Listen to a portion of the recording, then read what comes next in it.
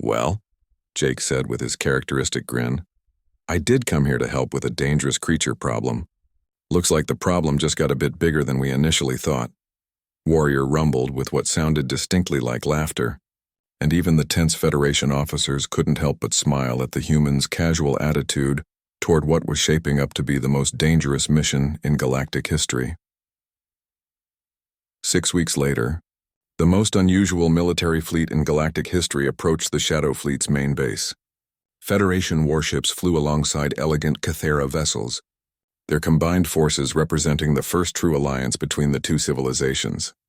Jake stood on the bridge of the lead Federation cruiser, watching the tactical displays with a mixture of excitement and nervousness.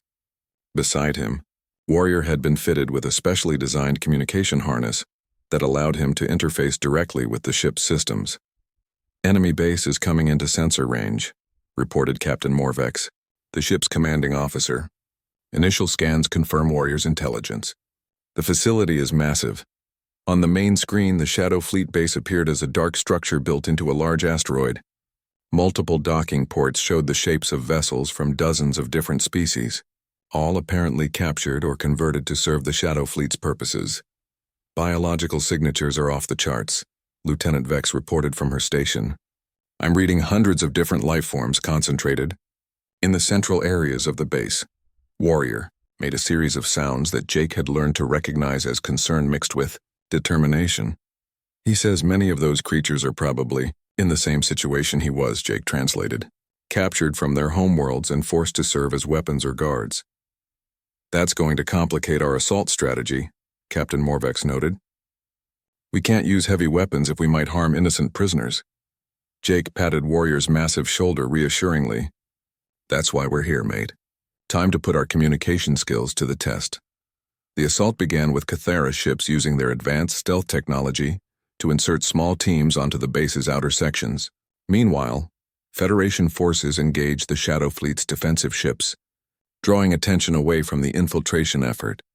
Jake and Warrior were part of the primary infiltration team, along with a squad of Federation Marines and 2 Cathera warriors who had volunteered for the mission.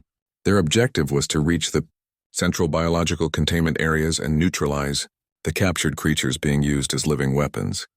The base's interior was a nightmare of twisted corridors and improvised containment systems. Emergency lighting cast eerie shadows as the team moved deeper into the facility.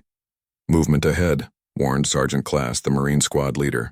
Large biological signature approaching. Around the corner came a creature that made even Warrior look small by comparison. It was covered in chitinous armor and moved on 6 powerful legs with multiple arms ending in razor-sharp claws. Its eyes glowed with the same red light they had originally seen in Warrior's gaze. The Marines raised their weapons, but Jake stepped forward with his hands raised peacefully. Easy there. Big fella, Jake said in the same calm tone he had used with Warrior months earlier. We're here to help. The creature paused, tilting its massive head as it studied the unusual group. Jake began using the same gesture-based communication system he had developed with Warrior. Warrior joined in, making sounds that seemed to resonate with the captured creature. After several tense minutes, the armored giant made a sound that was unmistakably relieved. He says his name translates roughly to Stone Crusher, Jake reported. He's been forced to guard this section for over a year. He wants to know if we're really here to help him escape.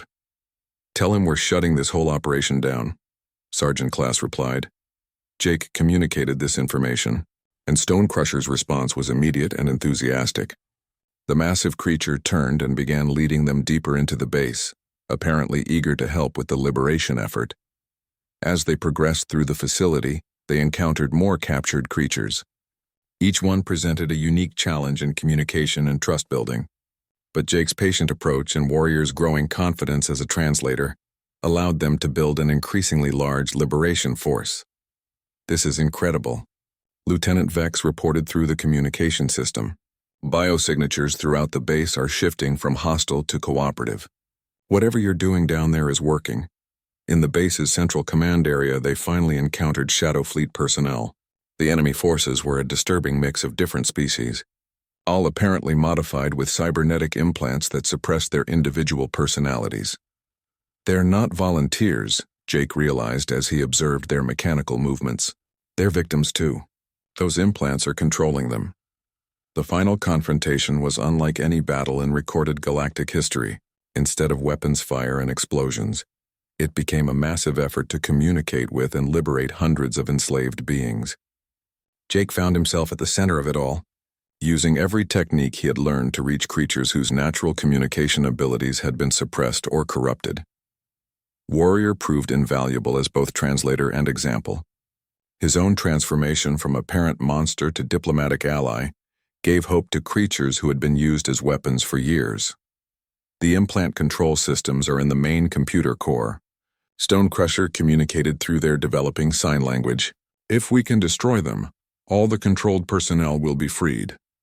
The destruction of the control systems triggered a cascade of liberation throughout the base. Cybernetic implants shut down, revealing confused but grateful beings who had been forced to serve the Shadow Fleet against their will. In the aftermath, as Federation and Cathera forces secured the base and began the massive task of repatriating hundreds of displaced beings, Jake found himself sitting in what had once been the base's command center. Warrior approached and made a series of sounds that Jake had learned to recognize as gratitude and respect. "He's thanking me," Jake explained to Captain Morvex. "But honestly, I think I should be thanking him. This whole experience has taught me more about communication and understanding than years of working with Earth animals ever did." Warrior made another sound, and Jake chuckled. He says that's the point. Real communication isn't about speaking the same language. It's about recognizing that everyone, no matter how different they might seem, has something valuable to say. Ambassador Thylan, who had arrived with the mop-up forces, approached with a smile. "Mr. Harrison, on behalf of the Federation, I want to thank you for your service. Your unique approach to interspecies communication has not only prevented a galactic catastrophe, but also established the foundation for a new era of cooperation." Jake stood and stretched, looking around at the diverse group of beings who were now working together to process the rescued creatures. Humans, Cathara, and dozens of other species were collaborating with an efficiency that would have seemed impossible just months earlier. "You know what the best part is?" Jake said with a grin. "We've proven that no matter how dangerous something appears on the surface, there's usually a reasonable being underneath just trying to communicate their needs." Warrior made a sound that could only be interpreted as agreement, then added something that made Jake laugh out loud. "What did he say?" Vex asked. "He said that next time I visit his homeworld, he's going." The emergency council meeting had been going on for 3 hours, and Admiral Zexhai was running out of patience. 12 species represented around the crystalline table, all arguing about the same impossible problem. The Void Stalkers had escaped containment again. "We've lost 17 research stations in the Outer Rim," announced Dr. Kelshaw, her 4 arms gesturing wildly at the holographic display. "These creatures are beyond our understanding. They phase through our strongest barriers, resist every weapon we've developed, and worse, they're learning our tactics." Commander Thiska, the reptilian military leader, slammed his scaled fist on the table. "My fleets have engaged them 14 times. 14. Each encounter ends the same way. They disappear into subspace the moment we get close, only to reappear behind our lines. We've lost more ships to these monsters than in the entire Hegemony War. The Void Stalkers weren't supposed to exist according to galactic science. Creatures that lived in the space between dimensions, feeding on exotic matter and quantum fluctuations.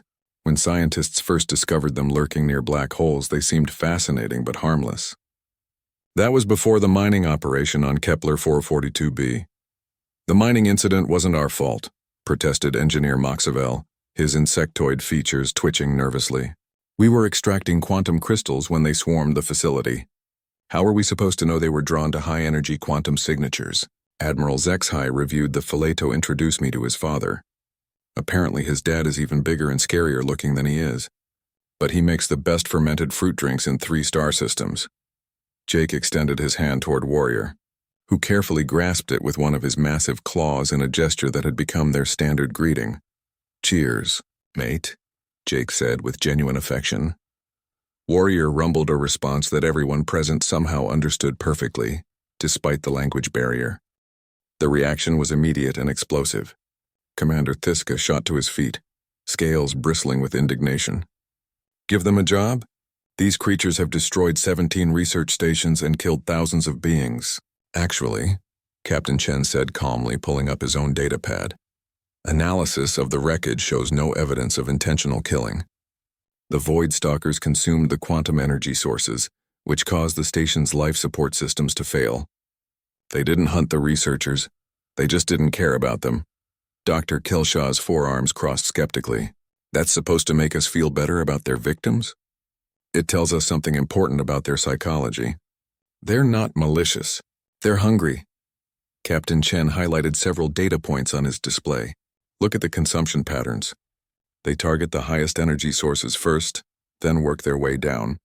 It's not random destruction. It's efficient feeding. Admiral Zexhai studied the patterns. The human was right.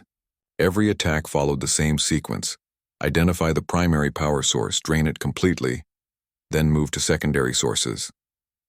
The deaths were collateral damage, not intentional violence. Even if you're correct about their motivations, said Science Officer Lindar, how do you propose to communicate with interdimensional creatures? We don't even know if they perceive reality the same way we do. Captain Chen smiled again, that unsettling human expression. We don't need to speak their language.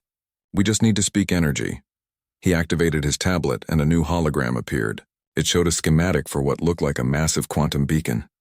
This is a directed quantum resonance transmitter. Instead of trying to keep them away from our energy sources, we create artificial ones specifically for them. High-output quantum generators that broadcast a signal they can detect from light years away. Engineer Moxavel buzzed his wings thoughtfully. That could work for feeding them. But how does that solve the territory problem? They're still occupying 17 star systems. Because we're not just feeding them, we're hiring them. Captain Chen manipulated the hologram, showing quantum beacons positioned throughout the galaxy. Think about what Void Stalkers are uniquely capable of. They can phase shift between dimensions, travel through subspace instantly, and detect quantum signatures across vast distances. Those aren't just feeding abilities, they're reconnaissance abilities. The room fell silent as the implication sank in. Admiral Zexhai was the first to understand. You want to use them as scouts, more than scouts. The galaxy has hundreds of unexplored regions, dangerous cosmic phenomena we can't safely investigate, and potential threats we don't even know about yet. Void Stalkers could explore places no ship could survive and report back through quantum signature modulation. Commander Thissika's scales gradually settled as he considered the proposal. It's insane, but the military applications alone. He trailed off, clearly running calculations in his head.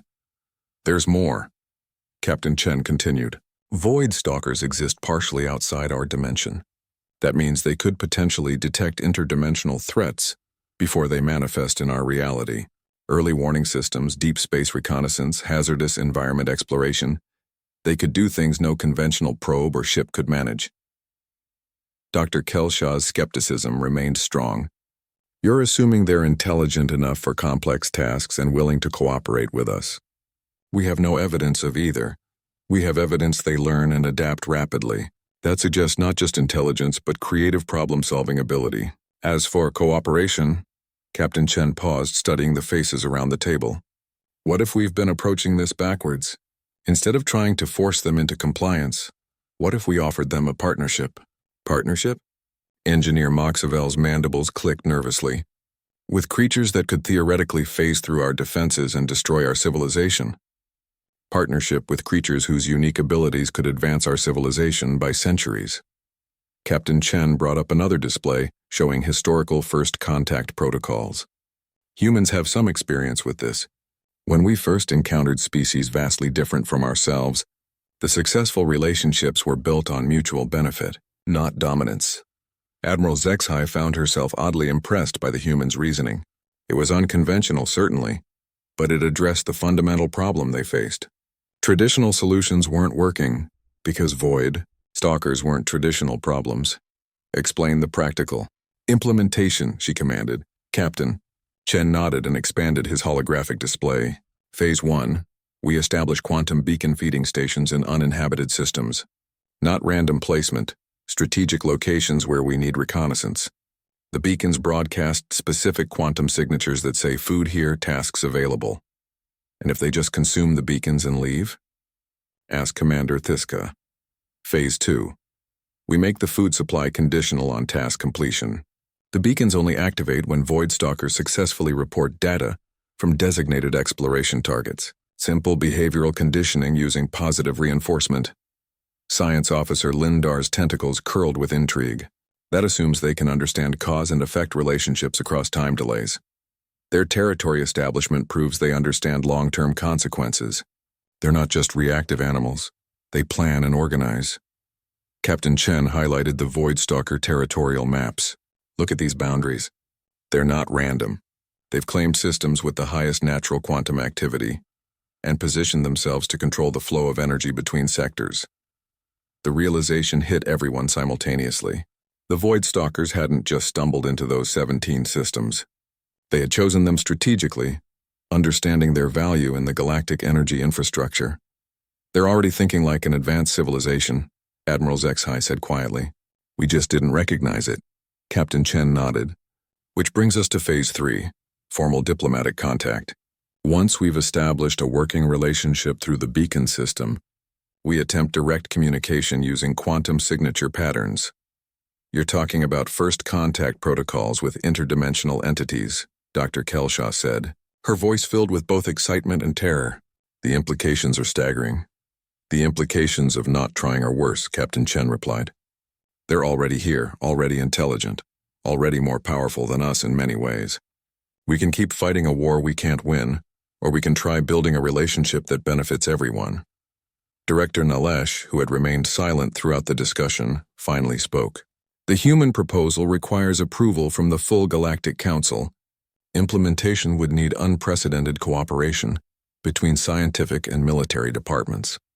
It also requires someone to oversee the project, Admiral HFY added, studying Captain Chen carefully. Someone with unconventional thinking and the authority to make rapid decisions when dealing with unknown situations. She paused, knowing her next words would shock the Council even more than the humans' proposal. I recommend Captain Chen for project oversight. The explosion of protest was immediate and deafening. Commander Thissika's scales turned bright red with indignation. You want to put a human in charge of managing the galaxy's most dangerous interdimensional predators? Have you completely lost your mind? Humans have been part of galactic civilization for barely 50 years. Dr. Kelshaw's four arms gestured frantically. They don't have the experience, the scientific background, or the cultural understanding necessary for a project of this magnitude. Engineer Moxavel's buzzing reached an agitated pitch. No offense to Captain Chen, but his species still uses chemical propulsion for in-system travel. How can they possibly understand entities that exist across multiple dimensions?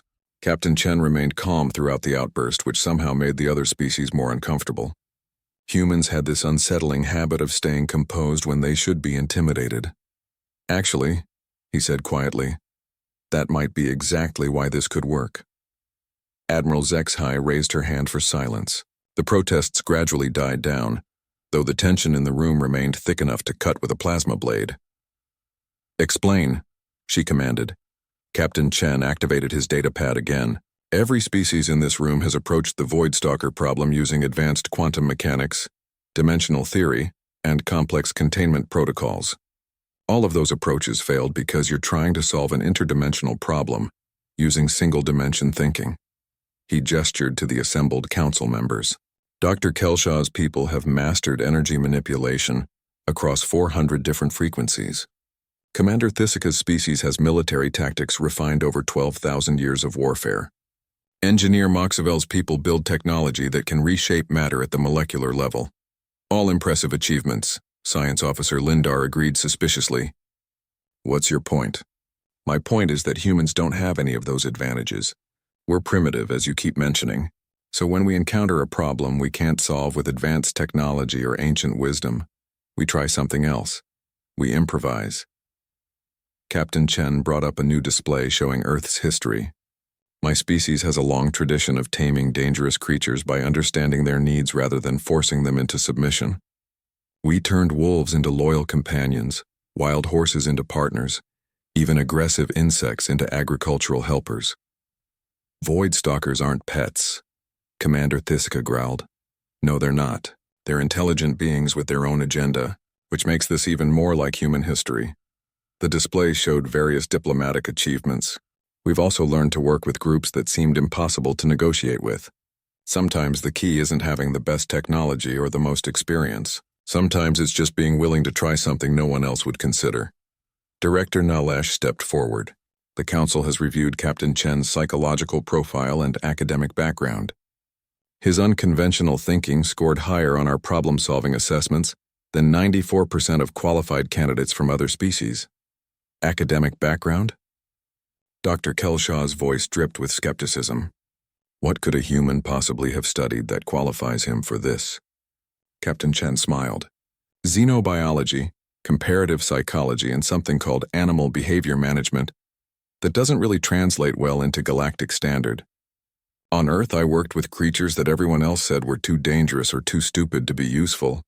He pulled up another file. Before joining the space program, I spent 8 years working with Earth's apex predators. Tigers that had been declared untrainable, crocodiles that attacked everything in sight, even deep-sea creatures that we barely understood. The secret isn't domination or fear, it's finding out what they want and figuring out how to give it to them in exchange for what you need. Admiral Zexhai found herself intrigued despite the protest from her colleagues. Give us a specific example. Great white sharks, Captain Chen said immediately. For centuries, humans considered them mindless killing machines. Impossible to work with, too dangerous to approach, completely unpredictable. Then we started studying their behavior patterns, understanding their territorial needs and feeding habits. Within 50 years, we had marine biologists swimming alongside them, using them for ocean research, even training them to help with underwater construction projects. Sharks are primitive compared to void stalkers, engineer Moxavel pointed out. Exactly. If we can establish working relationships with creatures that operate purely on instinct, imagine what we might accomplish with beings that demonstrate strategic planning and territorial organization. The room fell silent as everyone processed this perspective. It was certainly true that no conventional approach had succeeded, and the humans' reasoning, while unorthodox, addressed their complete failure to make any progress. There are still massive practical problems, Science Officer Lindar said. Even if we accept the theoretical framework, how do you propose to implement first contact with interdimensional entities? Captain Chen's expression grew more serious. Carefully. We start with the beacon system I described, but in controlled environments, small-scale tests in uninhabited systems, gradually building complexity as we learn more about their behavior patterns. And if something goes wrong? Commander Thissika demanded. If your animal training approach triggers an aggressive response and they decide to eliminate us as a threat, then we'll be in the same position we're in now, except we'll have learned something useful about their capabilities. Captain Chen met the military commander's gaze steadily. The current approach isn't working. They're already expanding their territory and growing stronger. Doing nothing isn't actually an option anymore. Admiral Zexhai reviewed the files on her tablet. The human was right about their situation being desperate. 3 more research stations had gone offline just this week, and long-range sensors showed void stalker activity spreading toward populated systems. What authority would you need for this project? She asked. Captain Chen considered the question carefully. Direct oversight of the beacon construction and placement, access to quantum signature databases, a small team of volunteers from different species for diverse perspectives, and emergency decision-making authority for first contact situations. Emergency decision-making authority? Dr. Kelshaw's arms trembled with alarm. You want the power to make unilateral decisions that could affect the entire galaxy? I want the power to react quickly when we encounter something unprecedented, Captain Chen corrected. Interdimensional contact situations might not allow time for committee debates or council approvals. Someone needs to be authorized to make immediate tactical decisions. Director Nalesh stepped forward again. The Galactic Council has discussed this extensively. If we approve the project, Captain Chen would report directly to a joint civilian-military oversight board, with regular status updates and predetermined abort conditions. What about safeguards? Engineer Moxavel asked. What happens if the Void Stalkers decide humans look tasty? Captain Chen's smile returned, though it was grimmer this time. Then you'll have learned something important about their dietary preferences, and the rest of the galaxy can adjust their approach accordingly. The casual way he discussed his own potential demise made several council members shift uncomfortably. Humans had this disturbing habit of accepting personal risk as a routine part of problem solving. There's one more factor to consider, Admiral Zexhai said quietly. If this project succeeds, we'll be establishing the first formal relationship between our civilization and an interdimensional species. The implications go far beyond the Void Stalker situation. Captain Chen nodded, which is why it needs to be done right. No half measures, no backup plans that assume failure. If we're going to try this, we commit completely and see it through to the end. Even if that end involves your death? Commander Thisiga asked bluntly. Especially then, Captain Chen replied without hesitation. That's what humans do. We try things other species won't risk because someone has to be first. 6 weeks later, Captain Chen stood in the observation deck of Research Station Omega-7, watching technicians make final adjustments to humanity's first interdimensional recruitment beacon. The device was beautiful in its simplicity. A crystalline structure the size of a small building, pulsing with contained quantum energy that would make any Void Stalker in 3-star systems sit up and take notice. Final systems check complete, announced Dr. Yilnara, the Zephyrian scientist who had volunteered for Chen's project team. Her crystalline features sparkled with nervous energy. Quantum output is stable at 847 terawatts. Signature frequency locked to Void Stalker attraction parameters.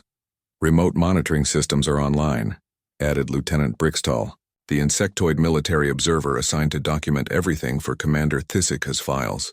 If this goes badly, at least we'll have detailed records of how humanity doomed the galaxy.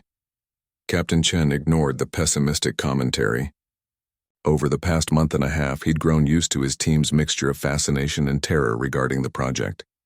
Half the galaxy was watching to see if the crazy human could actually pull off the impossible, while the other half was preparing for evacuation procedures in case he triggered an interdimensional war. Beacon activation in 60 seconds, Dr. Yilnara announced. Captain, are you absolutely certain about this approach? Once we turn it on, there's no telling how quickly they'll respond. Chen checked his tablet one final time. The beacon wasn't just broadcasting food signals. It was transmitting a complex pattern that hopefully conveyed concepts like cooperation, mutual benefit, and we want to talk. At least, that's what the xenolinguistics team claimed. Working out communication, protocols for beings that existed partially outside normal space had pushed galactic translation science into entirely new territory. I'm not certain about anything, he admitted. But uncertainty beats certain failure, which is what we had before. The countdown reached 0. Dr. Yilnara activated the beacon, and immediately the station's sensors lit up with readings that made no sense according to conventional physics. Quantum fluctuations spiked across 17 different dimensional frequencies. Space-time curvature measurements went haywire, and the emergency alarm started screaming about impossible energy signatures detected. Shut off those alarms, Chen commanded. Everything's working exactly as planned. How can you possibly know that? Lieutenant Brixtall's mandibles clicked with anxiety. The readings are completely outside normal parameters. That's the point. Normal parameters don't apply to interdimensional communication. For 43 minutes, nothing visible happened. The beacon pulsed steadily, broadcasting its invitation across subspace while the team monitored every conceivable sensor array. Chen found himself thinking about the first time humans had tried to establish communication with whales.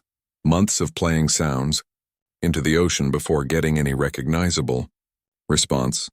Then the ship's AI announced something that made everyone freeze, detecting massive spatial distortion approaching from bearing 047 Mark 12. Object does not conform to known vessel configurations. Through the observation deck's reinforced windows, they watched reality ripple like disturbed water. Something huge was forcing its way from subspace into normal dimensional space, and the process looked like watching the universe hiccup. The Void Stalker that emerged was nothing like the grainy surveillance footage from previous encounters. It was enormous, easily the size of a cruiser, with a form that seemed to shift between solid matter and pure energy. Crystalline structures grew from its surface like technological organs, and patterns of light flowed across its body in complex sequences that definitely looked like communication attempts. It's responding to the beacon, Dr. Yilnara whispered in amazement. Look at the quantum signatures. It's matching our transmission frequency and modulating the pattern. Is it trying to talk to us? Lieutenant Brixtel asked, his earlier skepticism replaced by professional curiosity. Either that, or it's trying to figure out why we taste funny before eating us, Chen replied. He activated the station's external communication array. Beginning first contact protocol, broadcasting friendship and cooperation symbols. The response was immediate and completely unexpected. The Void Stalker's light pattern shifted to mirror their transmission, then began adding new elements, modifications and improvements to their basic message. Within minutes, a simple back-and-forth exchange was developing. It's learning our language structure in real time, Dr. Yilnara said, her voice filled with scientific excitement. The computational power required for that kind of rapid pattern analysis is staggering. More importantly, Chen pointed out, it's choosing to learn instead of attack. That suggests curiosity and peaceful intent. Over the next 3 hours, the exchange grew increasingly sophisticated. The Void Stalker demonstrated understanding of basic mathematical concepts, spatial relationships, and even abstract ideas like time and causation.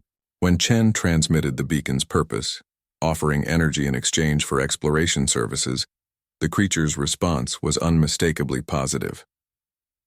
Then came the moment that changed everything. The Void Stalker transmitted a new pattern, more complex than anything they'd exchanged so far. Dr. Yilnara ran it through the translation matrix, and her crystalline features went dim with shock. "Captain, you need to see this translation," she said quietly. Chen looked at the display and felt his own surprise. The message was sophisticated, eloquent, and completely unexpected. "Greetings, small space dwellers. I am designated Deep Current Seeker of the collective that you call Void Stalkers. Your proposal intrigues us. We accept your offer of energy sharing in exchange for knowledge gathering. But we have a counter-proposal." "A counter-proposal?" Lieutenant Brixtel's mandibles clicked rapidly.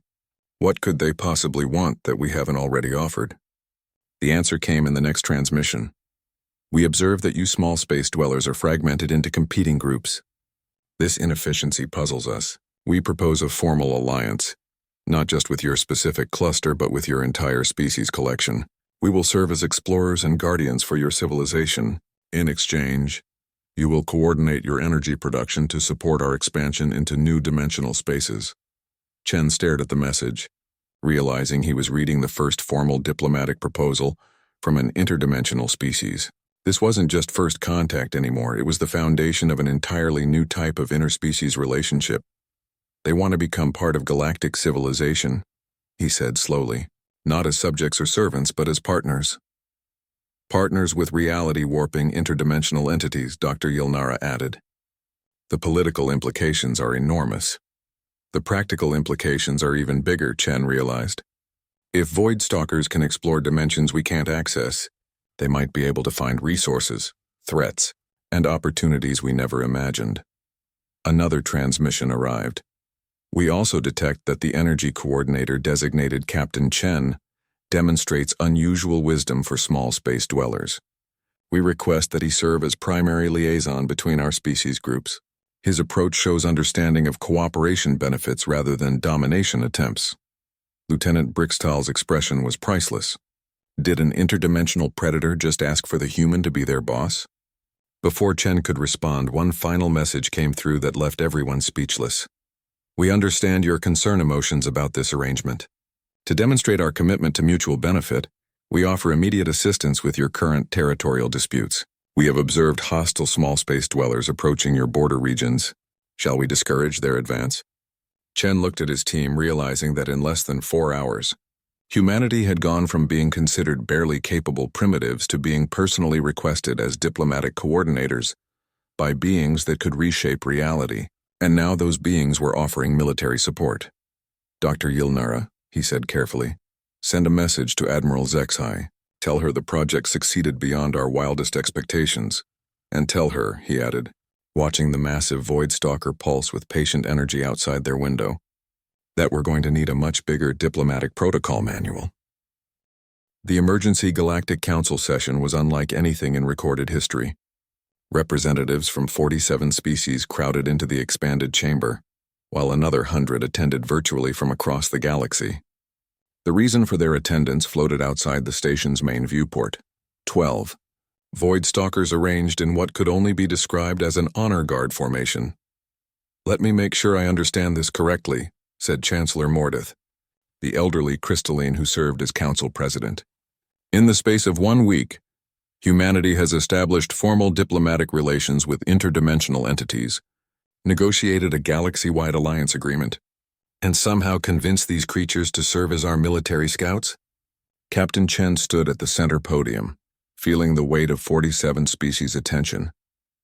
"That's a simplified version, but yes, Chancellor. The Void Stalkers, who prefer to be called the Deep Current Collective, have proposed a comprehensive partnership with galactic civilization."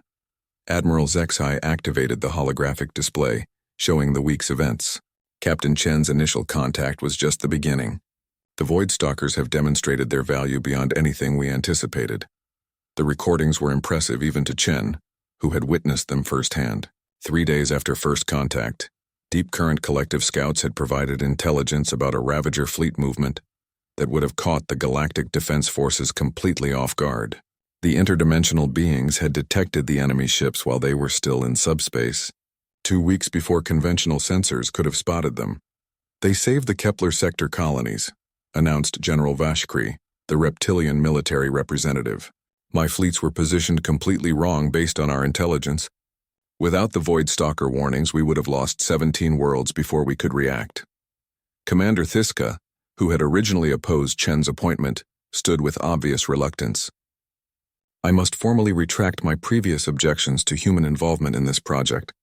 The tactical advantages provided by interdimensional reconnaissance are substantial." Dr. Kelshaw activated her own display. "The scientific benefits are equally remarkable. The Deep Current Collective has shared sensor data from dimensions we didn't know existed. They've located resource deposits, identified cosmic hazards, and provided information about stellar phenomena that our best theories couldn't explain." "But there are concerns," interrupted Representative Zilmoth from the Trader Federation. "These beings now have access to our entire civilization. They know our military positions, our resource locations, our technological capabilities. What prevents them from sharing this information with hostile forces?" Captain Chen had been expecting this question. I asked Deep Current Seeker the same thing. Their response was illuminating. He activated the communication logs, and Deep Current Seeker's translated words appeared on the main display. "Trust is earned through demonstrated benefit. We share your space, consume energy you provide, and gain knowledge of dimensional layers through cooperation. Betraying this arrangement would be inefficient and wasteful. Additionally, hostile small space dwellers offer only destruction. We prefer creation partnerships to destruction alliances. They think in terms of long-term mutual benefit," Chen explained.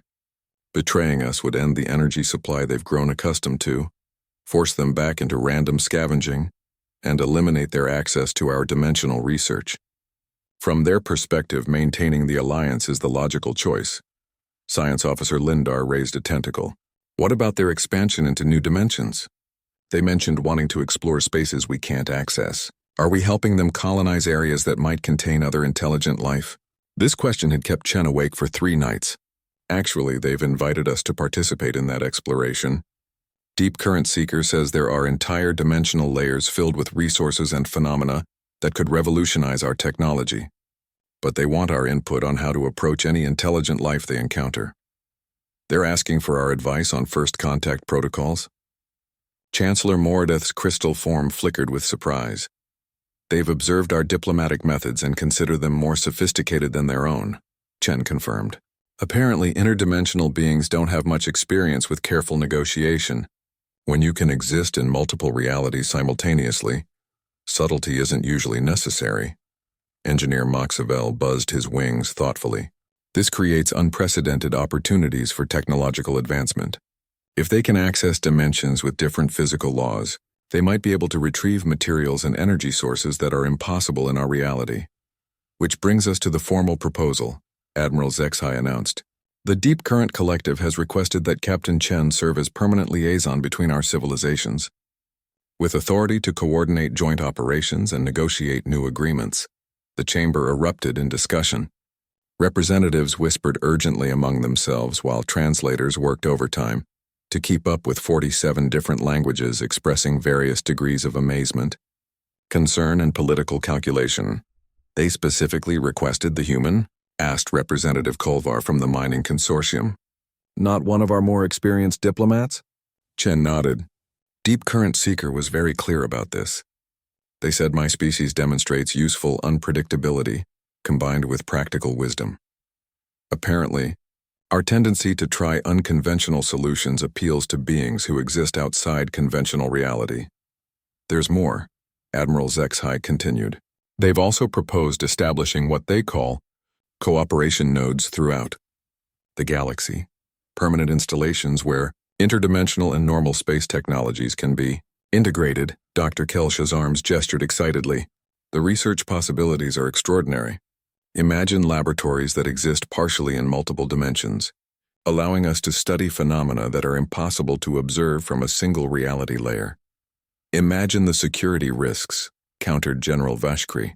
Installations that can be accessed from other dimensions would be impossible to defend using conventional methods, which is why the Deep Current Collective has offered to provide security, Chen explained.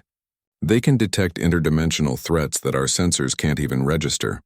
In exchange for access to our research and energy production, they'll serve as guardians against dangers we don't even know exist yet. Chancellor Mordeth studied the proposed agreement documents. This is essentially a mutual defense pact with beings who consider our most advanced technology to be quaint curiosities. The power imbalance is staggering.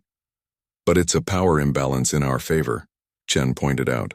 They need our energy production to support their expansion, and they value our diplomatic and organizational abilities. We're not junior partners in this arrangement. We're specialists providing services they can't replicate themselves. Commander Thisika activated his tactical displays. The military advantages alone justify the arrangement. Last week's Ravager engagement demonstrated capabilities we couldn't achieve with 1,000 conventional scout ships. The Deep Current Collective detected enemy movements through 17 layers of subspace, provided real-time tactical updates during the battle, and identified Ravager weak points that our weapons teams had never discovered. What about cultural contamination? Asked Representative Neilshah from the Preservation Society. Extended contact with interdimensional beings could fundamentally alter our understanding of reality, religion, and social structures. Chen smiled. Probably, but the alternative is remaining isolated while other civilizations might be making similar contact with interdimensional species. If we don't establish these relationships, someone else will, and we'll be left behind. There's something else, Dr. Kelshaw announced quietly. Deep Current Seeker has informed us that the Void Stalkers, the Deep Current Collective, aren't the only interdimensional species. There are others, some friendly, some hostile, some completely alien to any form of life we understand. The chamber fell silent. This was new information, not included in the preliminary briefings. Hostile interdimensional species? General Vashkri's voice carried barely controlled alarm. What kind of threats are we talking about? Chen consulted his notes. According to Deep Current Seeker, there are entities called reality devourers that consume the fundamental structure of space-time itself. There are chaos weavers that deliberately destabilize dimensional boundaries for unknown purposes. And there are silent hunters that apparently prey on consciousness itself. None of these threats can be detected or fought using conventional methods, Admiral Zexhai added. The Deep Current Collective represents our only warning system and our only defense against interdimensional dangers. Representative Zilmoth buzzed nervously. So we either accept partnership with the Void Stalkers, or remain defenseless against threats we can't even perceive. That's oversimplifying it, Chen replied. But essentially, yes. The universe is much larger and more dangerous than we realized. The Deep Current Collective is offering us a chance to participate in interdimensional civilization instead of remaining isolated in our single reality layer. Chancellor Mordeth called for formal presentations from each species delegation for the next 4 hours. 3 months later, Captain Chen stood in the command center of Interdimensional Cooperation Station Alpha, watching displays that would have been impossible to imagine a year ago. The station existed simultaneously in normal space and 3 other dimensional layers, a feat of engineering that combined galactic technology with Deep Current Collective dimensional manipulation abilities. Boss Dad Chen, we have completed the survey of Sector 7 Alpha. announced Deep Current Seeker through the quantum communication array. The Void Stalkers had adopted the title Boss Dad after Chen explained human family structures to them, and no amount of diplomatic protocol could convince them to use anything more formal. Excellent work, Deep Current Seeker. What did you find? The response came with attached sensor data that made Chen's head spin. 17 resource-rich systems suitable for small space dweller colonization, 3 abandoned installations from unknown species, 1 active dimensional rift requiring immediate investigation, and 47 new types of quantum crystals with properties that will revolutionize your energy storage technology. Dr. Yilnara, now serving as Chen's chief science advisor, studied the data with obvious excitement. Captain, these crystal formations show energy densities that exceed our theoretical maximums. If we can synthesize them, we could power entire sectors with installations the size of shuttlecraft. That's the easy discovery, Chen replied, highlighting the dimensional rift data. Deep Current Seeker, what kind of investigation does the rift require? The rift shows evidence of artificial expansion. Something is deliberately weakening the barriers between reality layers in that region. We detect signatures consistent with Chaos Weaver activity. Chen felt the familiar chill that came with mentions of hostile interdimensional entities. Over the past 3 months, the Deep Current Collective had provided intelligence about threats that conventional military forces could never have detected or engaged. The galaxy's defense strategies had been completely revolutionized. Lieutenant Brixtal, Chen called to his military liaison, alert Admiral Zexhai that we have a potential Chaos Weaver situation in Sector 7 Alpha. Request immediate deployment of the new Interdimensional Response Fleet. The Interdimensional Response Fleet was another innovation born from the alliance with the Deep Current Collective. Traditional ships equipped with dimensional phase generators that allowed them to operate partially outside normal space, crewed by volunteers from 12 species who had trained extensively in reality-bending combat techniques. Response Fleet is already en route, Lieutenant Brixtal reported.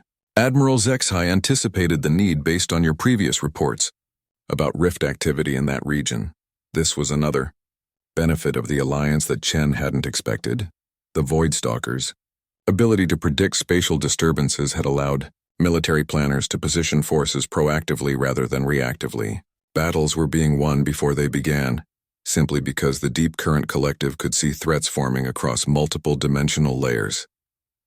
Boss Dad Chen, Deep Current Seeker continued, we have additional information relevant to your strategic planning. Our expansion into Dimension Layer 7 has revealed the presence of another species collective that demonstrates advanced organization and peaceful intentions. Chen exchanged glances with Dr. Yilnara. First contact with a third interdimensional species was both exciting and terrifying. Tell me about them. They call themselves the Pattern Weavers. They manipulate probability streams and temporal fluctuations. They have observed our cooperation with small space dwellers and express interest in similar arrangements. Another interdimensional species wants to join the alliance? Dr. Yilnara's crystalline features sparkled with scientific curiosity. The implications for research and exploration are staggering.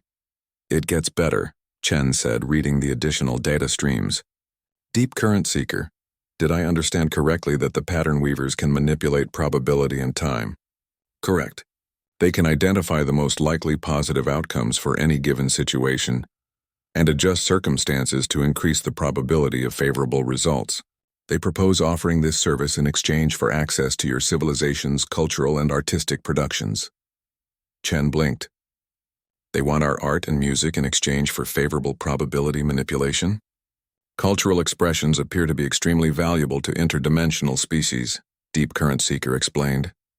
Small space dwellers create patterns of meaning and beauty that are difficult for reality-manipulating entities to replicate. Your creativity is considered a rare and precious resource. Lieutenant Brixtal looked up from his communications console. Captain, I'm receiving priority transmissions from 17 different species councils. Word about the Pattern Weavers has leaked, and everyone wants to know if humanity is about to negotiate another impossible alliance. Chen rubbed his temples, feeling the weight of interdimensional diplomacy.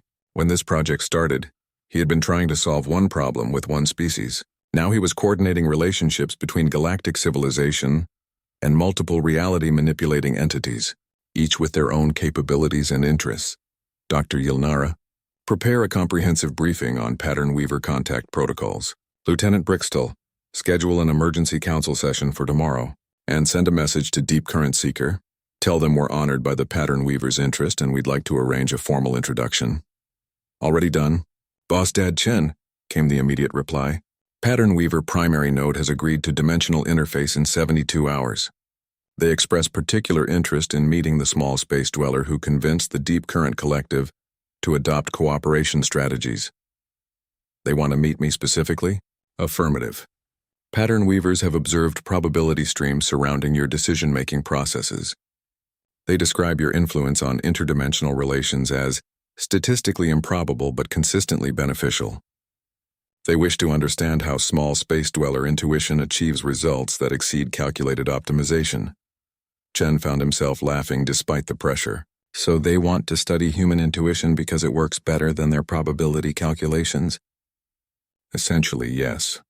They also note that probability streams involving your continued involvement in interdimensional relations show significantly higher chances of positive outcomes for all species involved. Dr. Yilnara's expression grew thoughtful. Captain, do you realize what this means? 2 separate interdimensional species have identified you personally as a crucial factor in successful cooperation. You're not just humanity's ambassador anymore. You're apparently some kind of interdimensional relations specialist.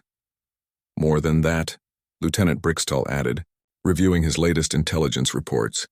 Commander Thissika's analysis suggests that your approach to managing interdimensional relationships is being studied by military academies across 17 species. They're calling it the Chen Protocol, treating unknown entities as potential partners rather than threats to be contained. A new transmission from Deep Current Seeker interrupted their discussion. Boss Dad Chen, we have received communication from Reality Devourers in Dimension Layer 12. They request formal negotiations regarding territorial boundaries and resource allocation. They specify that they will only communicate with the small space dweller who achieved impossible cooperation with energy feeders. Chen stared at the message, realizing that even the hostile interdimensional species had heard about his work. Deep Current Seeker, did you just tell me that the Reality Devourers want to negotiate instead of just consuming everything? Correct. Your success in establishing beneficial relationships with the Deep Current Collective has altered interdimensional political dynamics.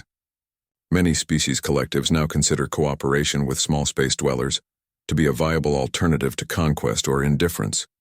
Dr. Yilnara began pulling up files on Reality Devourers, her excitement mixed with obvious concern. Captain, if you can negotiate peace agreements with entities that consume space-time itself, you'll have essentially created a framework for interdimensional civilization. No pressure or anything, Chen muttered, watching the displays showing friendly void stalkers, incoming pattern weavers, and potentially negotiable reality devourers. Outside the station's interdimensional viewports, he could see the shimmering boundaries between reality layers where multiple species now work together on projects that redefine the possible. His personal tablet chimed with a message from Admiral Zexhai. Chen, whatever you're doing, keep doing it. The Galactic Council is officially renaming your position to Director of Interdimensional Relations and giving you a budget that's larger than most species' military expenditures. Also, please don't accidentally start any wars with probability manipulators or reality eaters. The insurance paperwork would be a nightmare. Chen smiled, looking out at a universe that had become infinitely larger and more interesting than anyone had imagined. Somewhere in the dimensional layers beyond normal space, entities that could reshape reality itself were calling him Boss Dad and asking for advice on cooperation strategies. Deep Current Seeker, he said into the communication array, tell the pattern weavers I look forward to meeting them, and let the reality devourers know that I'm willing to.